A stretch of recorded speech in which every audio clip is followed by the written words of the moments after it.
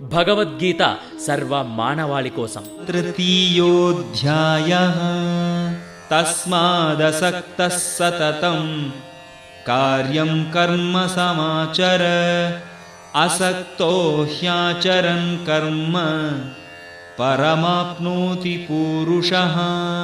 మమకార బంధాలను విడిచిపెట్టి ఆసక్తిరహితుడవై నీ పనులను ఒక కర్తవ్యములాగా నిర్వహించుము. కర్మ ఫలములపై ఆసక్తి లేకుండా పనిచేయడం వలన మానవుడు ఆ పరమాత్మను చేరుకోగలడు. శ్రీకృష్ణుడు జనులు పూర్తి ఆధ్యాత్మిక జ్ఞానస్థాయి చేరనంత వరకు వారి వారి విహిత కర్మలను చేస్తుండమనే చెప్పాడు. జ్ఞానోదయమైన మహాత్ములు విధింపబడిన కర్మలను చెయ్యనవసరం లేదు అన్నాడు. కాబట్టి అర్జునుడికి ఈ రెంటిలో ఏది యోగ్యమైనది? శ్రీకృష్ణుడు ఉపదేశము అతన్ని కర్మయోగిలా ఉండమనే, కర్మ సన్యాసం తీసుకోవద్దనే. దీనికి గల కారణాన్ని కూడా శ్రీకృష్ణుడు వివరిస్తాడు.